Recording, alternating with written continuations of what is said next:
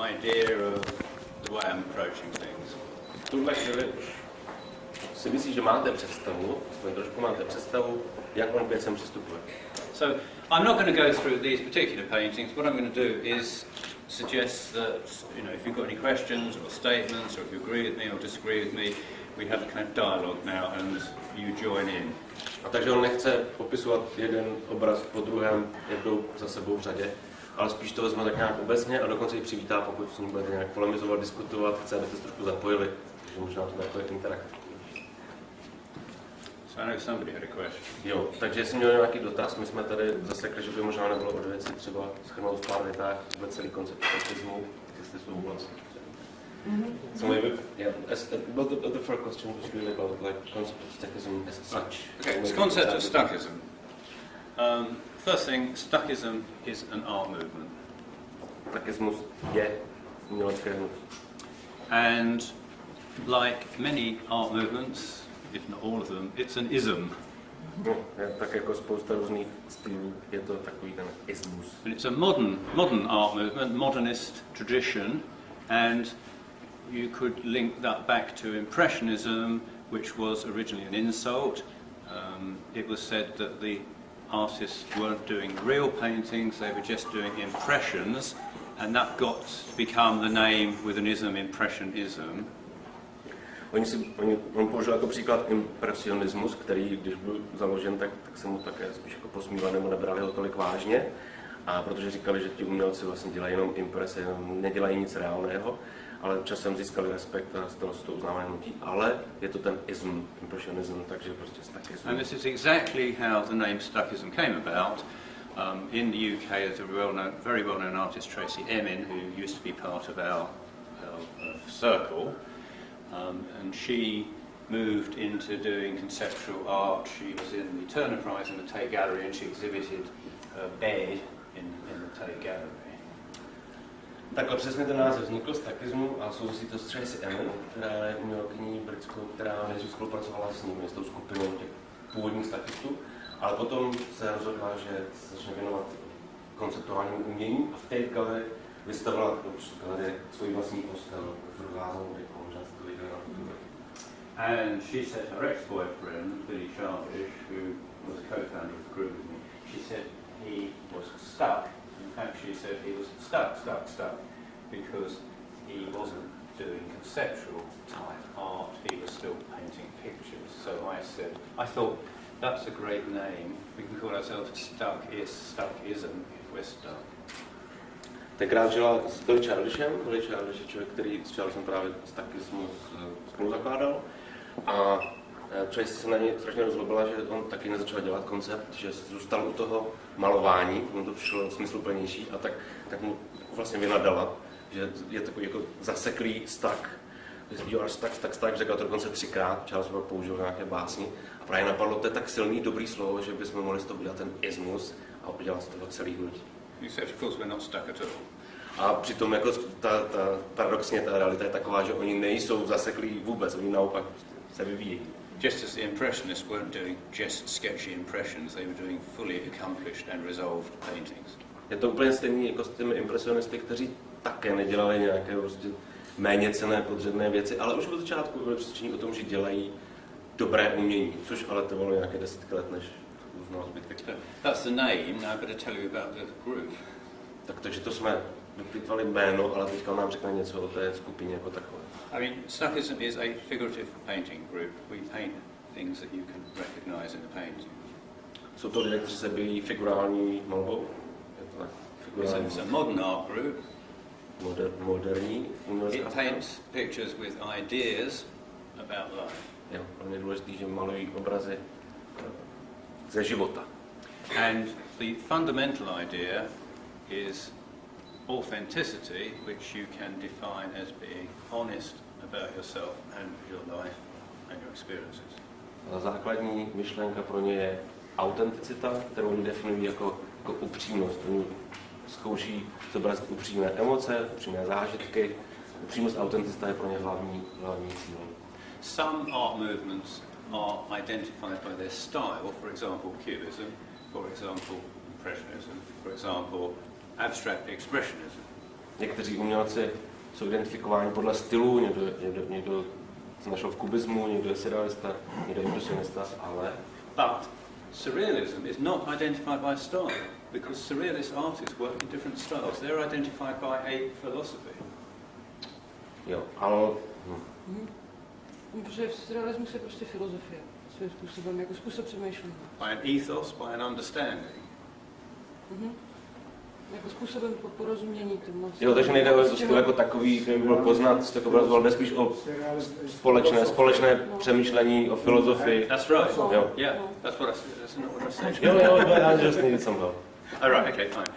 So, are we agreed that surrealism is not a stylistic identity? Takže... Že to vlastně nemá jednotnou stylovou identitu. Že tam ty styly malířský jsou, že jsou prostě v surrealismu různý styly, jakýma lze ty náměty uchopit a je tam jednotná ta myšlenka toho přístupu, která je pro surrealismus jednotná, prostě podvědomí. No. Napojení na podvědomí a může to být z toho cokoliv a v jakýmkoliv stylu. Stuckist artists work in different styles.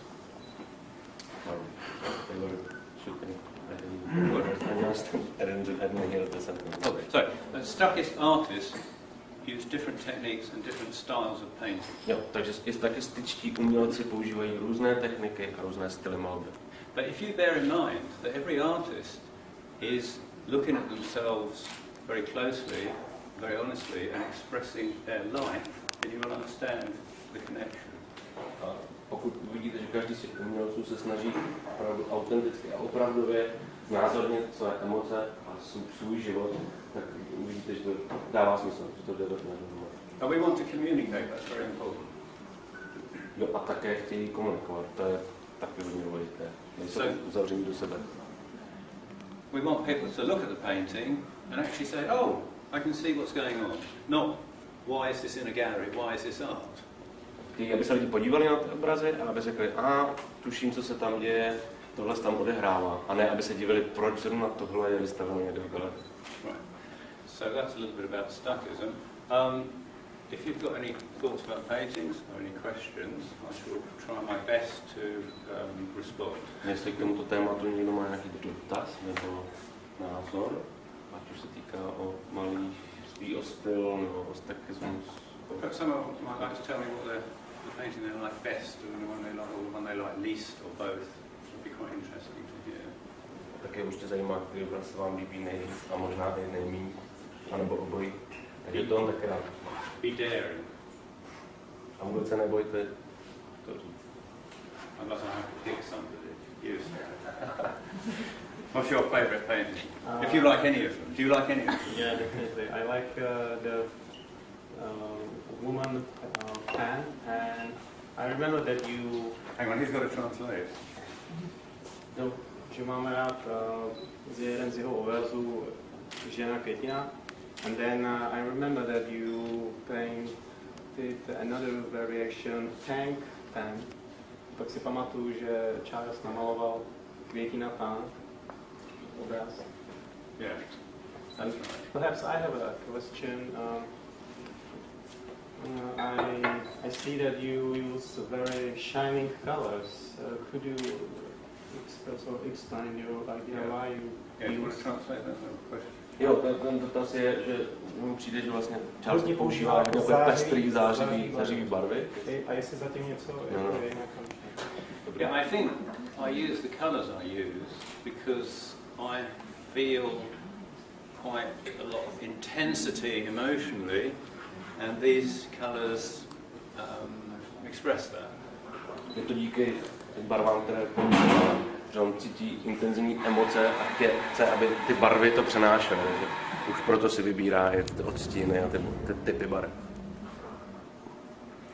I'm going to ask this man now. The one who's not taking any notice at all. Your husband. Hello. Just wondered if you pick a painting or there's one that you like. Jenom nějaké líbí, nebo jestli jsi nějaké vybral. There's one that you particularly like, isn't there? Včera jsi vlastně, jste si jeden, už tady oblíbili. Kondomen, což teda někdy jsme instalovali. Why do you like this one? Proč? Proč? Proč se ti líbí ten obraz? Že drsnáš. No. You did pick this painting, we were talking yesterday, and I just wondered why. Maybe it's because the legend I told him, that you told me during the installation. What was that?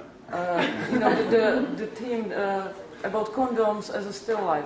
Oh, right.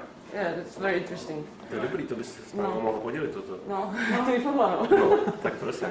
I mean, I don't know this for sure, but I may be the first person to put condoms in still life painting.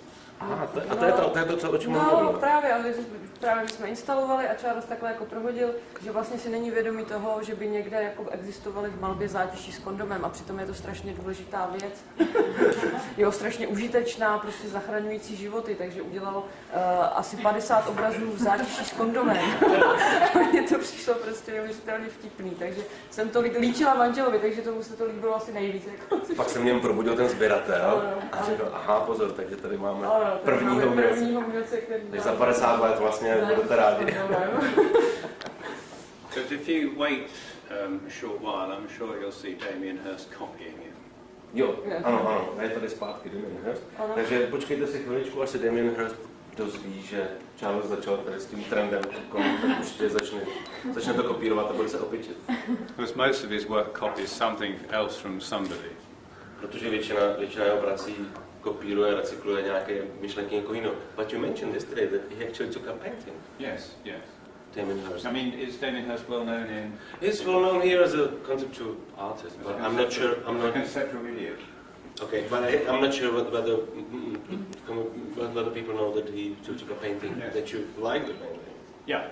This is very interesting because he has a global reputation, but certainly in the UK, Damien Hirst is the big conceptual artist. Damien Hirst, kterého dobře známe i u nás, díky výstavám v Londýnu a tak dále, tak je uznávaný jako opravdu významný konceptuální umělec. And his most famous work is to exhibit a dead shark in a tank of formaldehyde preservative. Jo, jeho nejslavnější dílo je žralok ve formaldehydu, kterou jsme tady myslím taky měli spolu. Anyway, he's recently... Možná, I don't know, within about 3 years ago or something, I lost track of time, 5 years ago. Anyway, recently he turned around and said, painting is the real thing and conceptual art is a load of shit. On opravdu jako změnil dost v poslední době svůj přístup a řekl, že vlastně nejdůležitější a nejopravdovější věcí je malba. A že konceptuální věci, co dělá dřív, že to je prostě, že to jsou odpadky, že to úplně zneuznal svou vlastní práci a rozhodl se vrhnout se do malování. A teď přijde takovým to. It's a bit like President Putin saying America is the much best country in the world. To znělo to v době, jako kdyby Putin najednou pochválil, že Amerika je samozřejmě nejlepší země na světě. And the critics, his conceptual work, I've done a lot of research and it's been in the press in the UK and on television, that a lot of Damien Hirst's work is copied from other artists. His conceptual work. On se tím úplně zabýval a opravdu je to tak, že podstata jeho práce je kopírování myšlenek někoho jiného, tak jako recykluje. Damien Hirst, pozor, neštál.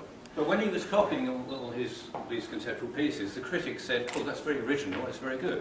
No, a on když tohle dělal právě v rámci konceptu, tak všichni kritici z toho byli úplně na větě a říkali, no to je skvělý, to je originální. And when he does his own paintings, which are original, they said, "Oh, he's very derivative and it's very bad." A když teď začal malovat, tak se stala úplně opačná situace a všichni ti samí kritici říkají, to je úplně šílený, protože on v té malbě, tam není nic originálního, on naopak jako bere ze všech ostatních umělců, úplný opak. But when he was doing the conceptual work, the Stuckey said, "This is like a load of rubbish."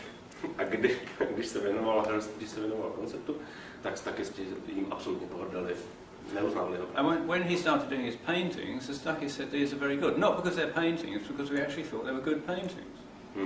A když začal malovat, tak se to naopak Stuckistům začalo líbit. Nebylo, že by mělo něco měli proti jeho osobě, Jim se nelíbila ta tvorba předtím, to, že začal malovat, se jim začalo líbit, ale jenom proto, že maloval, protože to je jejich médium, ale protože že to jsou vlastně dobrý obrazy. So all the critics who thought Damien Hirst was the next thing to God suddenly decided he's useless, and the Stuckists who said he was useless now decide he's the next thing to God. Takže to krásně otočilo, předtím ho kritici zbožňovali, zatímco Stuckisti ho zatracovali do pekel, a teďka, kdy kritici zatracují Damiena Hirsta do pekel, tak Stuckisti ho začali obdivovat. It's a strange world. Je to krásný svět, co divné, je krásný svět. Je to divný svět. Anybody else? Yes, sir. But is it possible unite the conceptual art with Stuckism? Yeah. Jestli je možný symbioza konceptuálního umění s Stuckismem. Yes, we did that. We did that right from the beginning. You did that right from the beginning. That's not Czech. That's not a translation into Czech language. I was just making That's sure. repeating what I said. I was making sure that you did that from the very beginning. That's Mixing right. conceptual with We did that right from the beginning. Aha, oni to dělají od samého začátku. To jsem musel věřit dvakrát. What we said is we do conceptual art, but we just take it the next stage further, which is called a painting.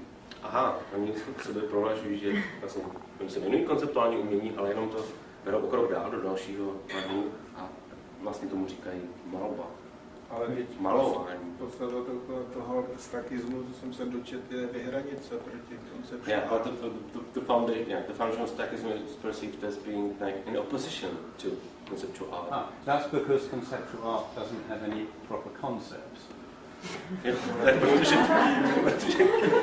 Protože v konceptuálním jako nic vlastně neděje v tom konceptuálním. Oni mají rádi to opravdu umění, který něco znamená.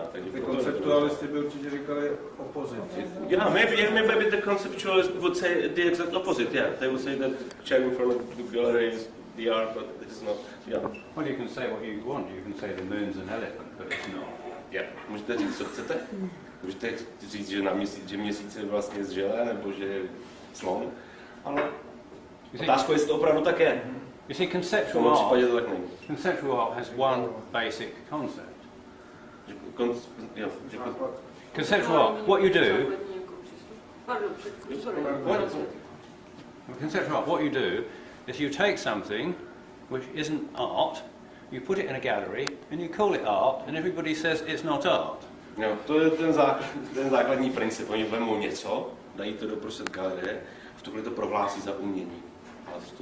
So this started with Marcel Duchamp, although actually people now say it's a woman he knew who had the idea, but got a urinal and wanted to put it in a gallery and call it art, and people said it's not art. No, začalo to Duchampem a tím jeho pisovárem. Prostě. No, když přece to umění nebude vyset v galerii a ve sklepě, jak ho nikdo neuvidí. A tím se ztrácí jedna jeho významný rozměr. Když oni vystavují taky v galerii. Samozřejmě, ale jim jde vlastně o to, aby to dílo nebylo, jako jeho umělecká hodnota závislá na tom, jestli je v galerii nebo není. To prostě mě spíš zajímá, co říká pán. Jo, my jsme se o tom bavili, proto to vlastně jako šetřím slova. No, to je odpověď na tu vaši otázku. We were discussing whether if the art is not displayed, then it's not shown, people don't see it. But supposing that it's not the point of being shown, but it's the point of the art. It doesn't have to be in the gallery to be art. But you know, the quality, the value of the art doesn't mean it doesn't make it while putting it in the gallery. That's not the main point. When there is a Stuckist manifesto, and one of the points is art that has to be in a gallery to be recognised as art isn't art. Jo, to je jeden z jejich základních bodů. Pokud máte umění, který musí být v galerii, aby bylo jasný, že to je umění, tak v tom případě to není umění. I mean, food. It doesn't need to be in a restaurant to be recognised as food. Jo, jídlo taky nemusíte mít v restauraci, abyste věděli, že je to jídlo, že je to dobré jídlo.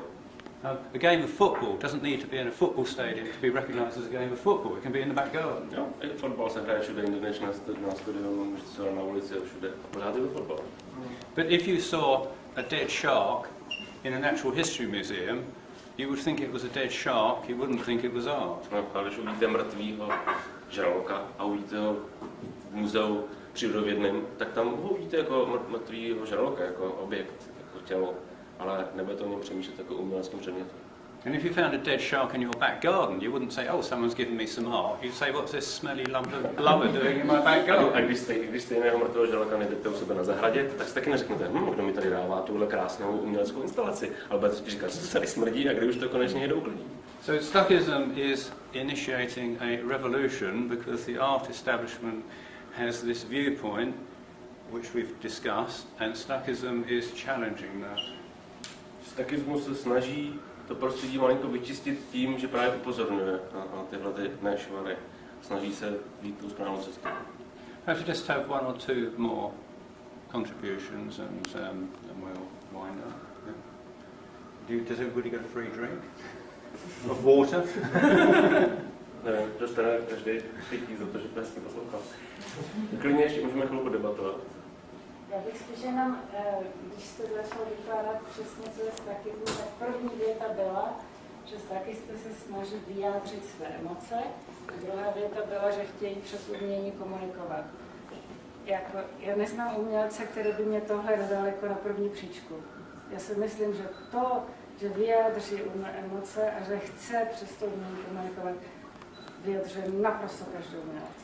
Takže toto mě nestačí na to, aby mě někdo řekl, co to je Stuckismu, jako na první místě. To mě řekne každý umělec. Pro mě. The first 2 points were we're trying to communicate through your art and and express emotions, such real, authentic emotions. But there is no artist in history that wouldn't put these two in the first place of his aim, his claim to art. Well, no, that's most artists in history would not put it. They might claim it. Yeah, but they don't do it. But they don't do it. No. Spousta umělců v historii, kteří to tvrdí, kteří by to tvrdili, tyhle dvě věci, nebo v současnosti, ale kteří se podle toho nechovají a to umění podle toho nevypadá. I mean, most artists, or a lot of artists, their real wish is to be successful, famous and rich.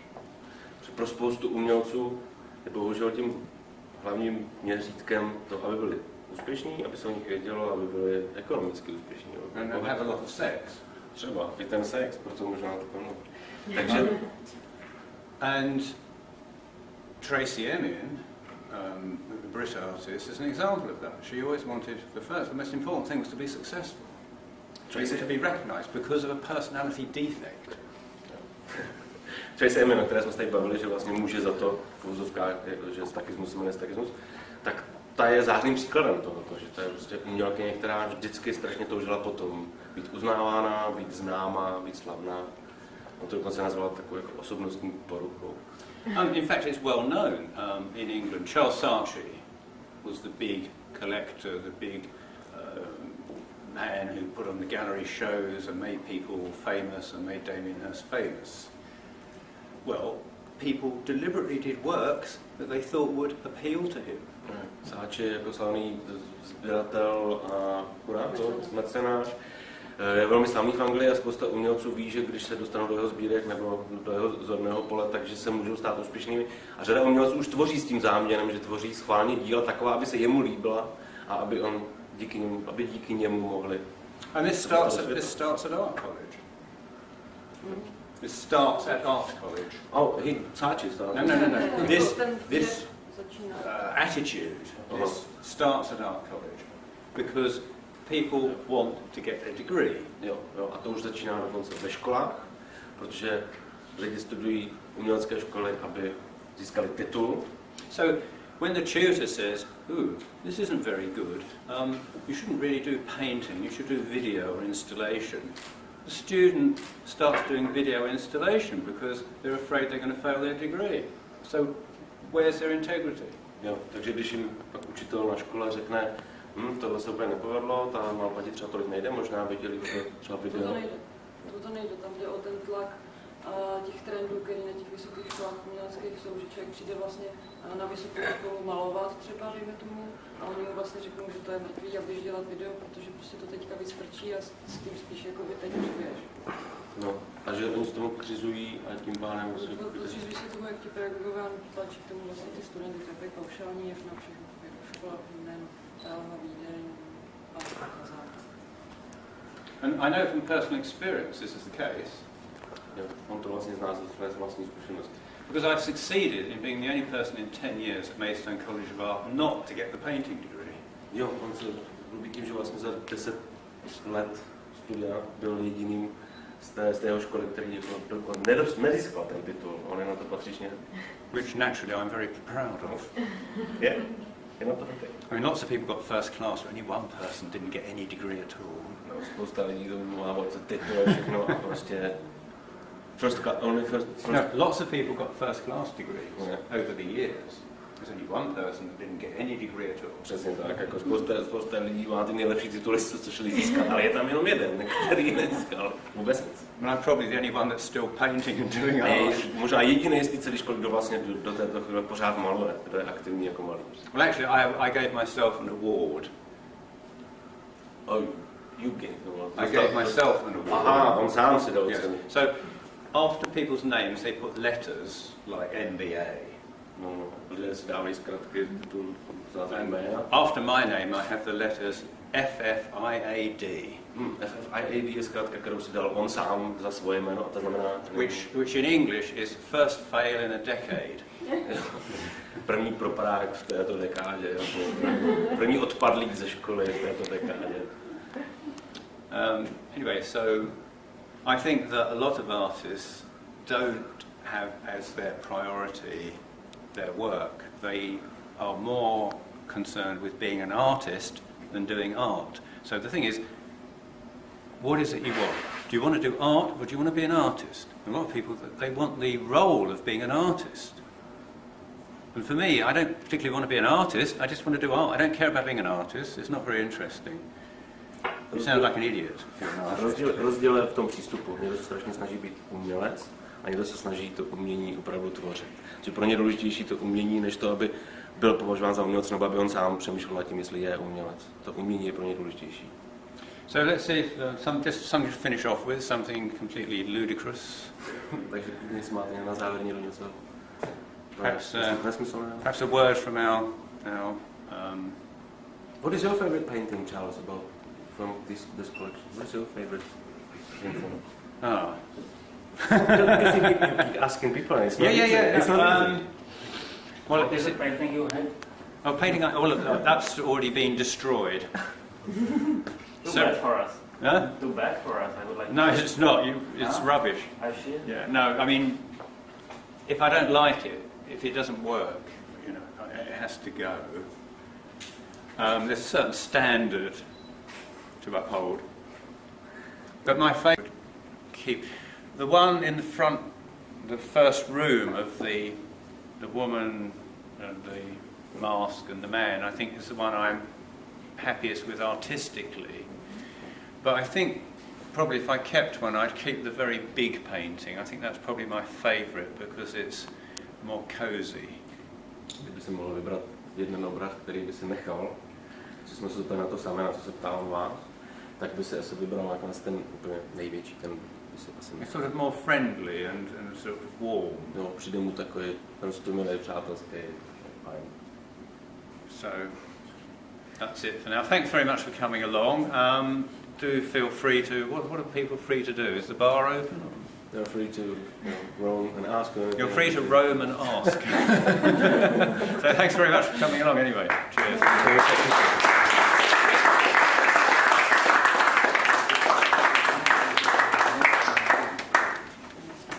Tak já vám také děkuji za galerii a doufám, že tady ještě chvíli můžeme třeba zůstat v rozhovoru i s Charlesem. My se tady budeme nadále vídat. Díky za návštěvu.